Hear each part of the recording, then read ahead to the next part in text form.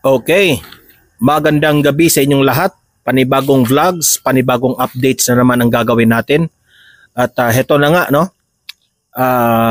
Pag-uusapan natin itong updates na update po patungkol kay former President Duterte.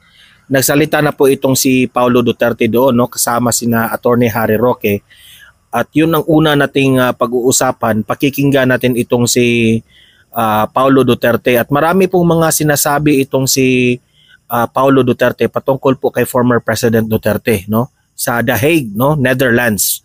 So ayan, very interesting yan kasi meron pa nga ako nakitang video doon na nagpanic yung mga tao doon kasi akala nila, no, lumabas itong si former President Duterte, no. Pero short video yun eh. Hindi ko maintindihan bakit kasi nakita raw si Tatay Digong. I don't know kung transfer ba siya, kung saan. I don't know ha, pero may nakita kong clip doon ng mga kababayan natin doon sa The Hague, no? At heto, pangalawa nating pag-uusapan ay trending na trending itong speech ni Vice President Inday Sara Duterte doon sa Tondo, Maynila. Kasama sila Mayor Isko Moreno, present din doon si Senator Amy Marcos. At matindi yung sinabi ni VP Sara eh. Binatikos niya yung pagdala ng administrasyong Marcos, no, ang kanyang dating running mate sa 2022, na hindi po naging maganda ang takbo ng tandem nilang dalawa. Kasi nga dati natin yung sinasabi na marami pong pinangako itong si Bongbong Marcos na hindi po natupad, no? At grabe, no, nung nakita ko itong rally nila doon sa Tondo ni VP Sara, kitang-kita mo talaga kung gaano po katapang itong si VP Sara magsalita. Pati nga itong si Yorme Isko Moreno ay napahanga po dito kay Vice President VP Sara, no? Oh, ipapakita ko yung video na yan, yung speech na yan, no? Humigit mga 1 hour yung speech niya, pero kinuha ko lang yung highlight doon sa mga sinasabi po ni VP Sara. Okay? So, mahalaga po na mag-react po tayo dito dahil po para malaman natin kung ano na ba ang plano ng sa kampo ng mga Duterte, no? Nabanggit rin ni VP Sara na dapat sundin natin yung ano yung gusto ni Tatay Digong, ni former President Duterte. Yung vote, black vote, straight vote tayo, no? Black voting, no? Sa Duterte. Okay, kahit nandoon si Senator Amy Marcos, binanggit pa rin niya ni VP Sara yun, ha? At yan ipapakinggan natin mamaya, no? Pero ito, alamin natin kung ano na ba ang nangyari, especially dito sa, kasi nagpalabas na po ng opinion si VP Sara patungkol rin dito sa nangyaring 20 pesos per kilo na bigas sa Visayas only. Nakakatawa nga eh. Okay, so yun po ang mga pag-uusapan natin, pero bago ang lahat, bago natin ito pag-uusapan, help me po muna na i-like at saka i-share itong ating video para guys kakalat ito sa taong bayan. Okay? Like and share muna tayo sabay-sabay. 1, 2, 3, go! Okay, thank you very much. And also guys, paki-subscribe at saka sa mga bago pa lang dito sa aking channel, ha, subscribe na kayo para updated kayo lagi sa ating mga balita. And at the same time, kung nakasubscribe kayo sa akin, ma-notify kayo kung meron tayong breaking news, mga bagong uploads, o kung nagla-live tayo mismo ang Donmar TV. Okay? So, mahalaga po na mag-subscribe tayo sa Donmar TV. 1, 2, 3, go! Okay, ayan, nakasubscribe na ba kayo lahat? Ayan, nandito tayo sa labas. Nandito tayo sa labas naka-vlog. May motor. Nandito tayo sa labas naka-vlog kasi doon sa loob, no, lagi lang akong nakahiga doon. As what I tell you, sa last vlog ko, nagkaroon ako ng boils o itong tinatawag sa Bisaya na matagtiki, no? Pero hindi ko alam kung anong tawag dito sa Tagalog eh. Pero ang hirap guys kasi sobrang sakit, no? Sa Bisaya pa, nagngut-ngut siya, nagngungut-ngut sa paa ko. Hindi nga ako makaupo, no? Ngayon pinipilit kong nakaupo ngayon kasi nakatake ako ng Mefenamic, yung para pain reliever, no? So, magtitiis lang ako hanggang 1 hour, babalik na namang sakit nito, no? Nagpapasalamat nga ako sa mga viewers natin sa Donmar TV kasi yung last vlog ko, marami po yung nakikita ko sa comment section nag-a-advise dito sa aking sakit na boils o itong matagtiki nga, no? Ang daming advice. Pili lang ako doon kung ano yung pipiliin ko. Ang dami nila, yung merong mga yung cacao,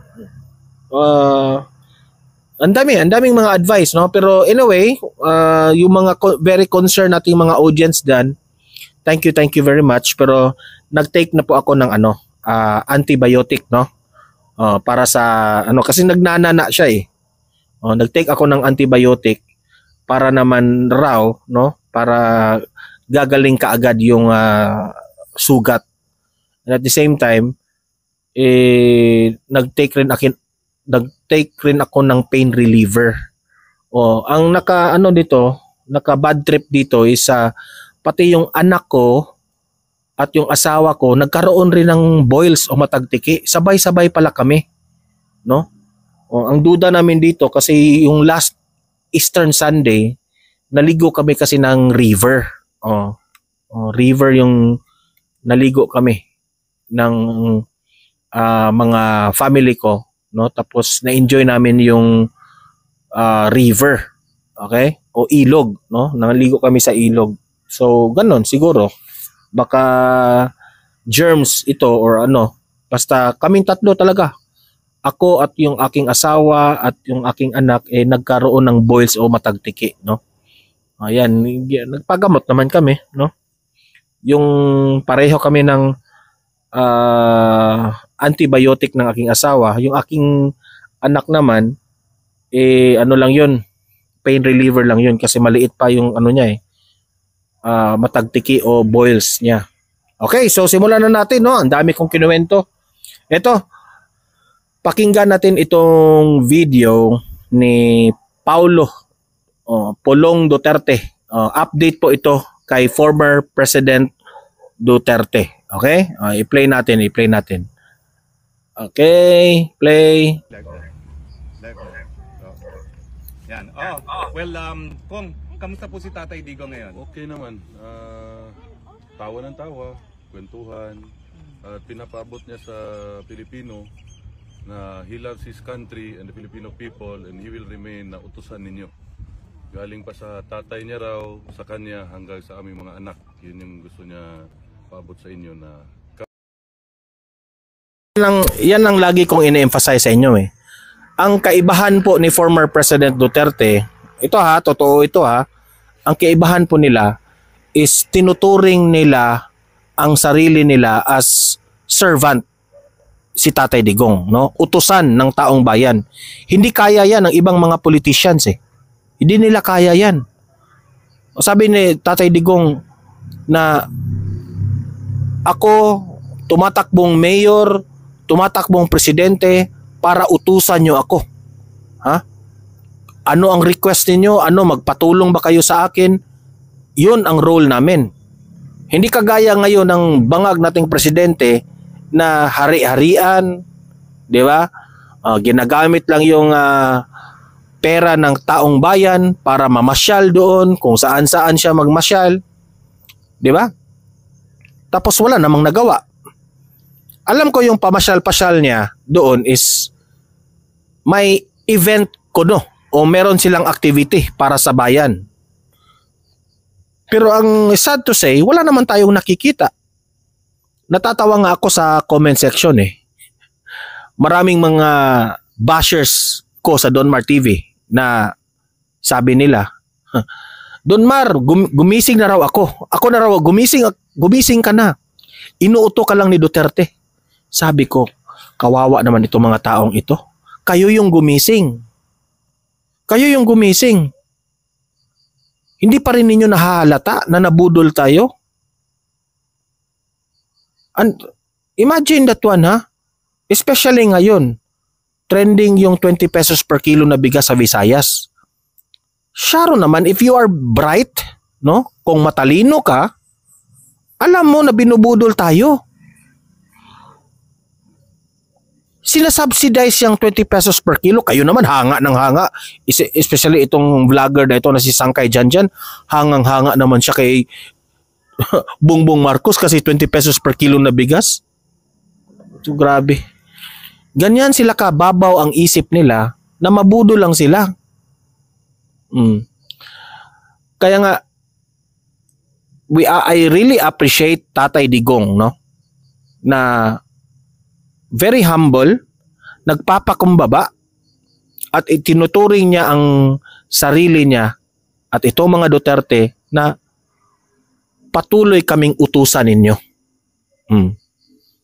Yan naman talaga ang trabaho ng isang government official eh. Nandiyan kayo sa posisyon ninyo para hindi kayo maghari-harian. Nandiyan po kayo para tumulong, para isolve ang problema ng Pilipinas. Di ba? Kami forever ang pamilya namin maging utusan ng mga Pilipino. Sabi niyo tumatawa siya. Ano yung pinagtatawanan niya kanina? Mga jokes namin sa pamilya. Okay. Ano ho, may mga special request ba siya or Yun, pajama. So bibili ako mamaya Primark lang siguro para mura. Lado ng Primark. Tapos yun, brief, mga ganyan. Tapos itong jacket gusto niya. Hindi naman maiwan. anong style ng brief? Sir, may tanong kasi sir kung nalabhan na ba daw nimo ang brief sa imong Karon na pa sa sulod basi Monday siguro. Depende sa mga security katabang mapuglabas sa iya. Okay sir. Depende sila. Itong mga Dutch security tumutulong sa kanya. Merong isa nagluluto sa bahay, dinadalhan din sa pagkain sa loob. Ano ba ho, yung mga guards niya boboto na ba sa eleksyon? Pwede. Duda ako dyan ha. Yung mga security po ni Tatay Digong sa Dahig, tumutulong raw, no? Nilalabhan nila yung mga damit ni Tatay Digong. At meron pa raw iba, nilulutuan si Tatay Digong. Duda ako dyan eh. Siguro naawa sila kay Tatay Digong. Kasi matanda na yun eh. Naaawa at the same time, siguro, nakikita siguro ng mga security na maraming supporter si Tatay Digong. Nagtataka siguro sila bakit ang daming mga supporters, ang daming nagmamahal dito sa mamang ito. O naintriga siguro sila, ni-research nila sa internet, magaling pala itong presidente na ito. O kaya siguro tinulungan nila si Tatay Digong, di ba? That's a genuine hindi na genuine na discovery ng mga security siguro. Ito analysis ko lang ito ha. Kaya si Tatay Digong kahit saan mo yan ilagay magkaroon yan ng kaibigan mapamahal yan sa mga nakapalibot sa kanya. Di ba? Lay. Well, ano sabi niya tungkol sa eleksyon niya bilang alkalde ng Davao City? Yun, message din para sa mga Davaoenyo na yun, salamat sa suporta at sa pagsalig sa Bisaya, pagsalig sa iyaha, sa among pamilya. And may message siya kay Pastor, patawagan niya sa akin. So, later na lang kung makontak mo. Hindi ba? Nagpinapabot yung kawawa nga itong si Pastor Apollo Kibuloy at itong si Tatay Digong Nagdaan na lang yung birthday ni Tatay Digong, no? At nagpaabot na lang ng mensahe si Pastor Apollo Kibuloy. Ngayon naman, birthday ni Pastor Apollo Kibuloy, si Duterte naman ang nagpaabot ng message, no? At remember, itong dalawa na ito ay matalik na kaibigan. At silang dalawa ang nakakulong ngayon, no? Dahil dito sa bitterness at sa inggit na administrasyon na ito, no? So, ayan. Na hindi na nakokonsensya itong mga kalaban na ito, di ba? happy birthday greeting niya kay Pastor. Kay Senator pala. Ano ho?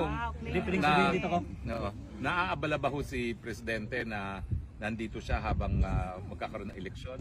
Hindi naman. Sabi niya nandiyan naman daw si Baste. Ayan na raw ni Baste.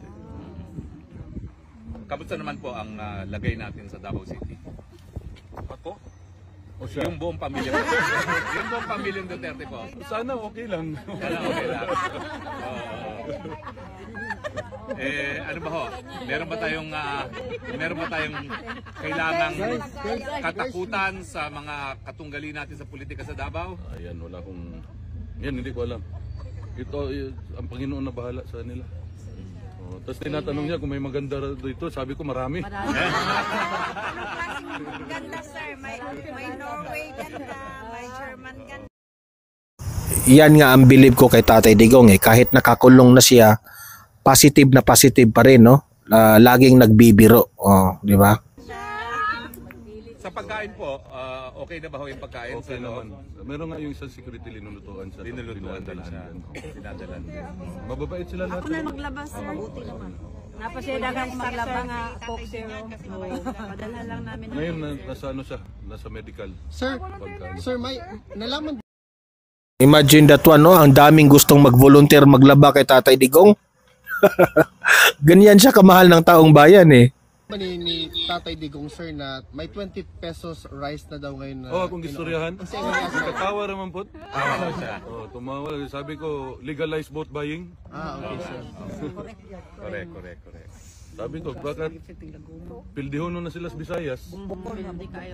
Maliban sa Boat Street, PDP Kong, plus 2, wala nang dinagdag. Wala naman. Pasalamat lang siya sa taong bayan. Pag humana na sa eleksyon, balik-balik. Hanggang kailan? Beef nandito. Nako, baka mamaya kasi laki na tayong dalawa ko. Ano na lang ko, mensahe sa mga Pilipino, buong sanlibutan na patuloy na sumusuporta sa pamilyang Duterte. Ulitin ko, maraming salamat sa pagsuporta niyo sa tatay ko, kay Bibi Inday at sa aming pamilya. Hindi ko alam kung paano sabihin yung papasalamat ng pamilya namin. Sobrang laking pasalamat talaga. hanggang sa dulo. Salamat. Walang iwanan. Thank you. Umulan o uminit, sir, nandito lang kami, Huwag sir. kang ginamos, kauno na natin. Yes, sir. Wala problema, sir. Actually, may nakita rin akong video na nauwi na pala si Hanilet doon sa Davao, no? At I think si Paulo Duterte na lang ang nandyan na pamilya ni former President Duterte. Sir, anong naba kay message, sir, sa mga kababayan nato na naghulat o nagtanaw karon sa Pilipinas, sir, sa umaabot na election or sa among suporta na unwavering dedication, sir? PDP laban, Boat Street, PDP laban, palihog.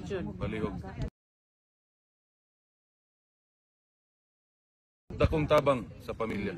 Thank you, sir. Sigaw ng taong bayan, Tatay Digong! Bring him home! Bring him home! Bring him home! Bring him home! Bring him home! Thank you, sir. Sige, sir. Wala problema, sir. Okay, ayan ha. Yun ang update po ni former President Duterte, no. So ipag-pray na lang natin, guys, na maganda ang magiging takbo, no, sa case po ni former President Duterte na hindi na ito aabot ng September kasi magaling naman yung mga legal team ni Tatay Digong, no. O heto, panoorin natin itong isang video na patungkol po dito sa issue ng 20 pesos per kilo na bigas, and at the same time yung nagtrending na speech ni Vice President Sara Duterte sa Tondo, Maynila. Okay, panoorin natin ito, i-play natin. Play. Tila nalilihis na ang direksyon ng bansa ayon kay Vice President Sara Duterte. Ito ay sa kabilaan niya ng sinasabing bagong Pilipinas ng kasalukuyang administrasyon. Pero wala naman umano itong konkretong epekto sa pag-unlad ng Pilipinas. Noong kami ay tumatakbo, noong taong 2022, ang plataforma namin ay continuity o pagpapatuloy at unity o pagkakaisa. Hindi natin nakikita yon ngayon. Wala tayong nakikitang pag-usad papunta sa kaunlaran ang ating bayan. Ang naririnig lang natin ay bagong Pilipinas, pero wala namang nagbago sa ating bayan. Yan nga ang nakakatawa eh. Lagi nilang ipinagmamayabang yung bagong Pilipinas. Tama si VP Sara, wala namang nagbago. Mas lalo ngang lumala eh. Ang krimen tumataas, maraming nagugutom.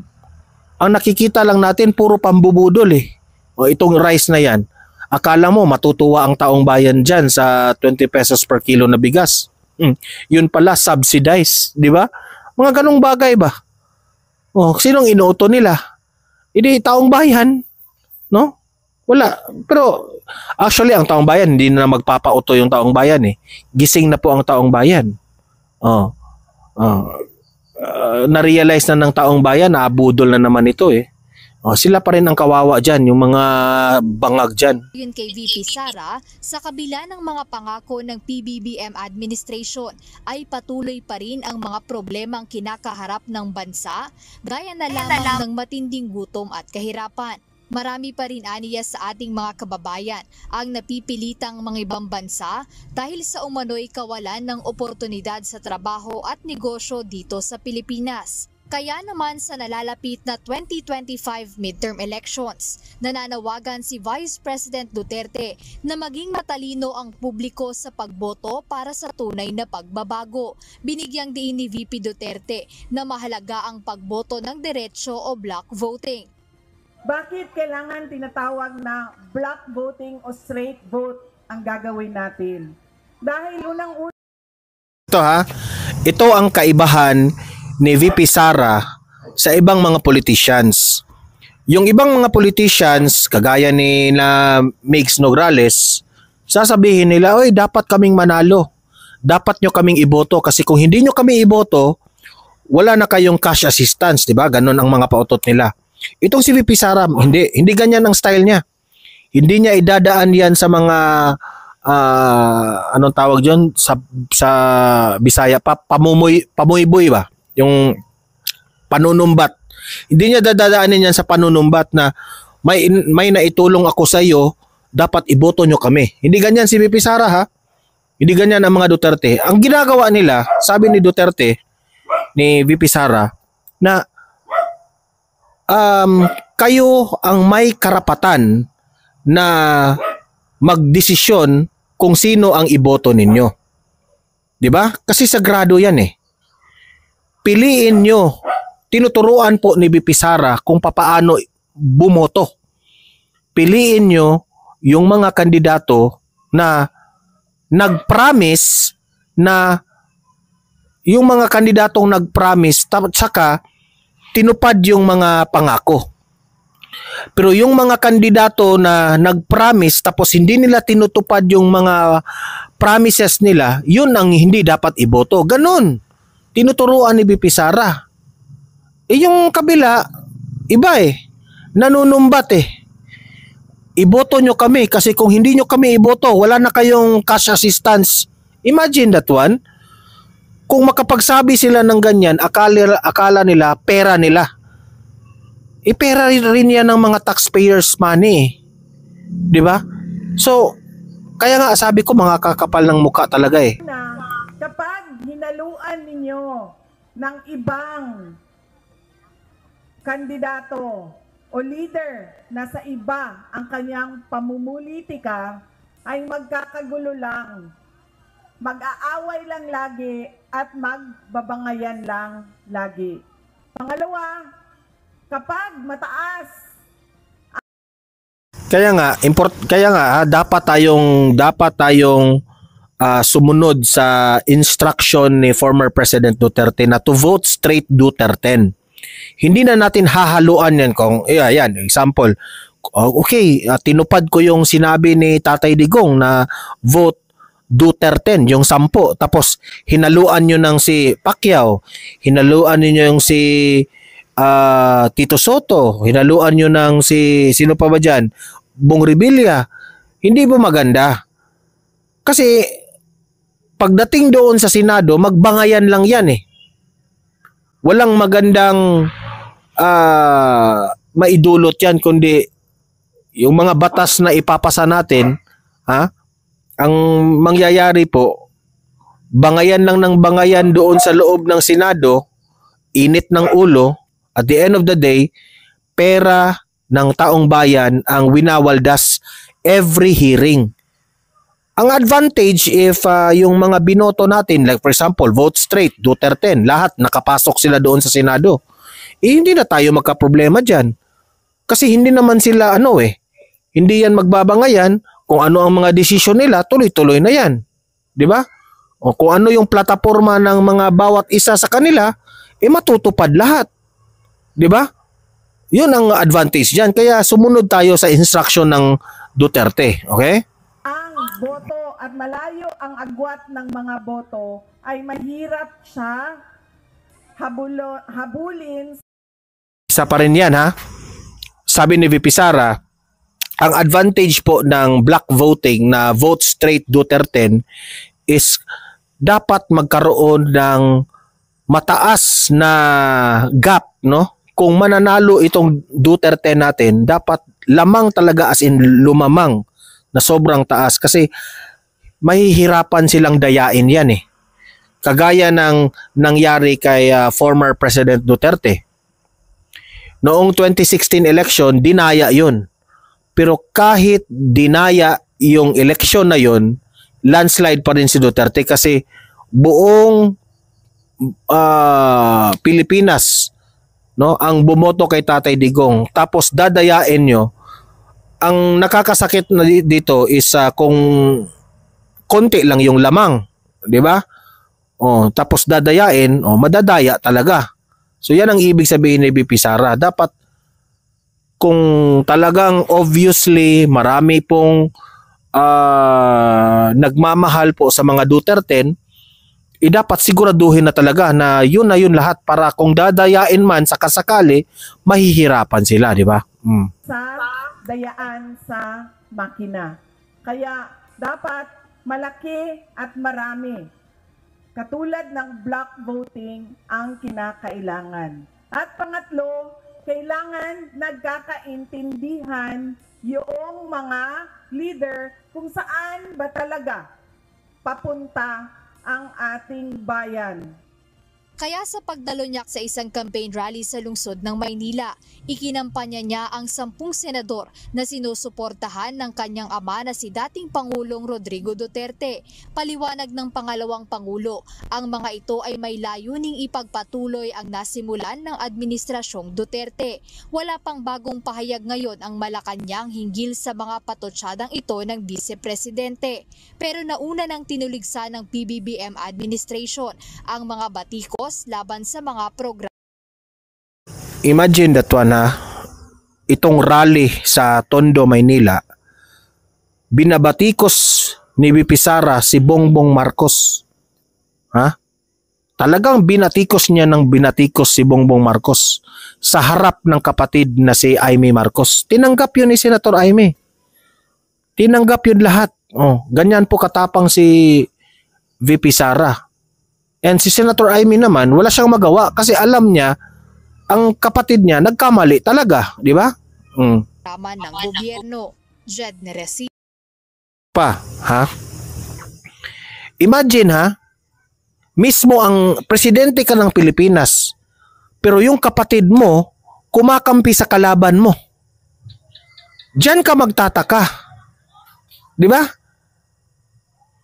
Syempre, siguro ito si Senator Aimee Marcos, matino yung utak. 'Di ba? So wala siyang magagawa. Alangan naman kakampihan niya yung kanyang kapatid. 'Di ba?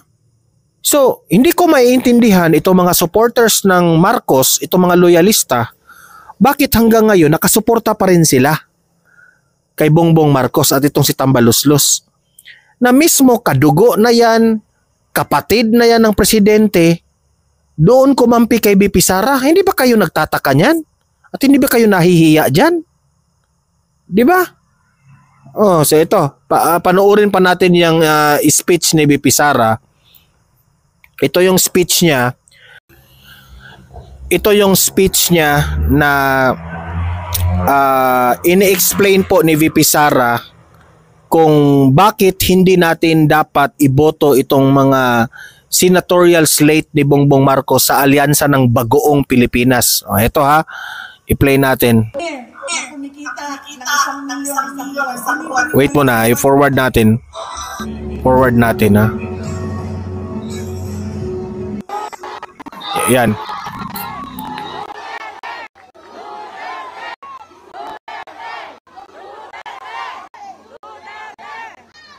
Sino yung mga maranaw daan sa likod kanina? Kayo na bahala kay Tore.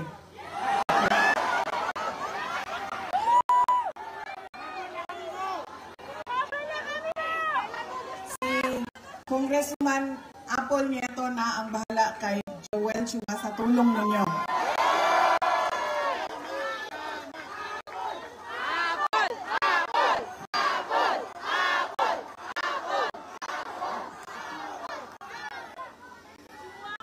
Noong ako ay bumabiyahe galing City Punta Negros, nag-barge ako, tumawag sa akin si Pangulong Rodrigo Duterte. Sabi niya sa akin, diretsuhin mo na ang mga kababayan natin. Diretsuhan na og hangyo ang ato ang mga kaigsuunan. Na diretso ang boto ninyo para sa 10 senador ng mga Duterte. Si Bongo Bato de la Rosa, Jimmy Bondoc, Rodante Marcoleta, Philip Salvador, Attorney Vic Rodriguez, Attorney J.D. Hinlo, Attorney Raul Ambino, Pastor Apollo Kibuloy, at Richard Mata. Bakit kailangan diretso ang boto natin? Bakit kailangan natawag na back voting o straight vote ang gagawin natin? Dahil una, kapag hinuha nyo ng ibang kandidato o leader na sa iba ang namumulitika, ay magkakagulo lang. Mag-aaway lang lagi at magbabangayan lang lagi. Pangalawa, kapag mataas ang boto at malayo ang agwat ng mga boto, ay mahirap siya habulin sa dayaan sa makina. Kaya dapat malaki at marami. Katulad ng block voting ang kinakailangan. At pangatlo, kailangan nagkakaintindihan o mga leader kung saan na talaga papunta ang ating bayan. Dahil yung 10 senador ng Duterte, naiintindihan nila na kailangan natin ituloy ang nasimulan ni Pangulong Duterte sa tunay na pagbabago. Noong kami ay tumatakbo, noong taong 2022, ang plataforma namin ay continuity o pagpapatuloy at unity o pagkakaisa. Hindi natin nakikita yon ngayon. Wala tayong nakikitang pag-usad papunta sa kaunlaran ang ating bayan. Ang naririnig lang natin ay bagong Pilipinas, pero wala namang nagbago sa ating bayan. Kundi, lalo pa tayo nagugutom, ang daming mga pamilya nagutom.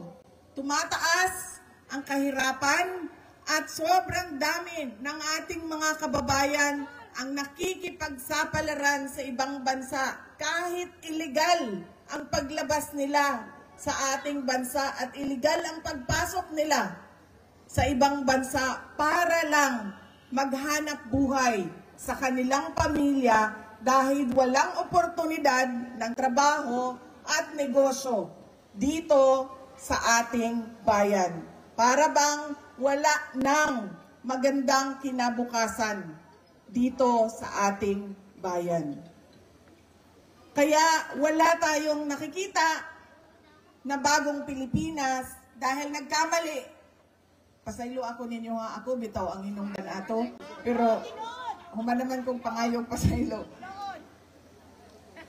Nagkamali tayo ng pili dahil yung ugali nga natin sa pagboboto ay hindi natin binago. Kaya kailangan natin baguhin ang ating pagboto. Idiretso na natin ang 10 senador.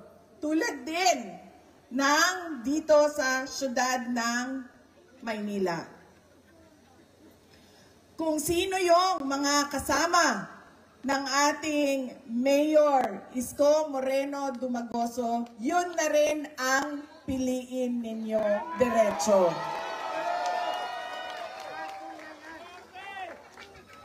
Dahil, tulad ng sinabi ko sa kanila, kung pipili kayo ng mayor dito, pipili kayo ng vice mayor sa kabila, pipili kayo ng 2 konsihal dito, 3 doon, o ilan bang, hati-hatiin ninyo ang boto, magkakagulo lang din ang inyong lokal na pamahalaan. Hindi makakagalaw ang mayor ninyo. Hindi din makakagalaw ang vice mayor ninyo. Kaya kung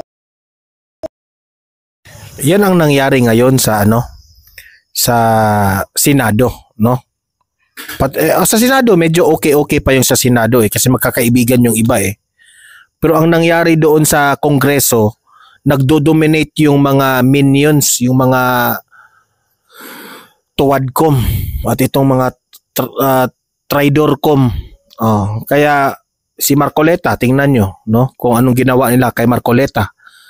Pinatahimik nila si Marcoleta, hindi makagalaw. Kahit si Marcoleta, alam nila na nasa tama yung landas ni Marcoleta, pilit pa rin nilang pinatahimik. Di ba? Play. Pumili na kayo na kay Mayor Isko Moreno kayo, lahat ng kasama niya, kasama na ang ating Congresswoman Apple Nieto ay iboto na ninyo.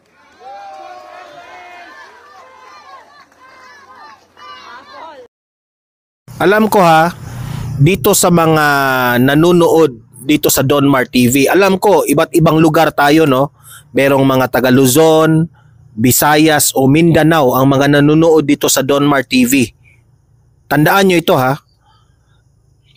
Ang basihan nyo kung sino ang iboto ninyo sa pagiging gobernador, mayor, o congressman ninyo sa inyong lugar, sa inyong distrito, ito yung basihan nyo Kung itong mga mayor na ito, gobernador na ito at congressman na ito ay nakasuporta kay Duterte, wala na kayong wala na kayong duda, vote na kaagad. Okay? If sa tingin ninyo, itong congressman na ito, bumoto ito para i-impeach si VP Sara, wag nyo nang iboto. Ganun lang po ako mismo dito sa Donmar TV, tuturuan ko kayo kung papaano rin bumoto. Okay? Kung yang mga local government official ninyo ay nakasuporta, nakalinya yan kay Duterte, votes, black vote nyo na. Okay? I-black vote nyo na. Yun ang gagawin ninyo para kung gusto nyo ng katahimikan, peace, no? Sa ating bayan, sa inyong lugar, sa probinsya ninyo, kung sino yung politiko na nakasuporta kay former President Duterte, yun ang iboto ninyo. Kung sino yung mga politiko, government official na kapitoko dito sa mga ayuda na ito ni Bongbong Marcos, wag ninyong iboto. Yun lang po ang aking ma-advise sa inyo.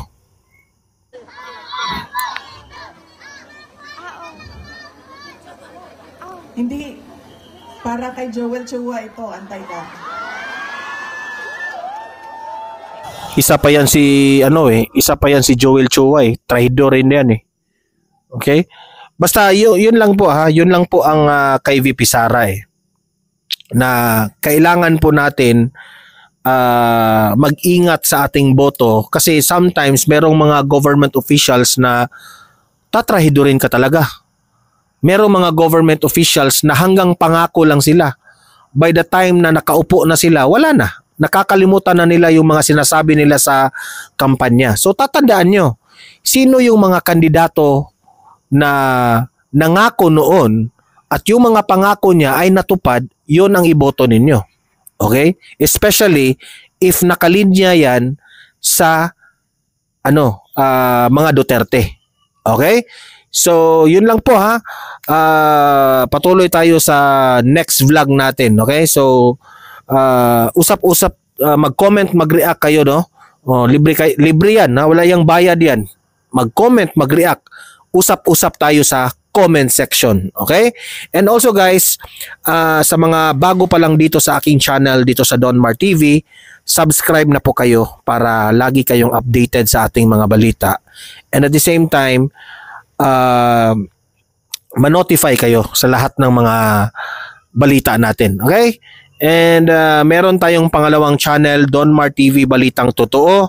Maraming mga videos doon. Manood kayo, no? Na hindi natin ina-upload dito sa main channel natin. So subscribe rin kayo doon.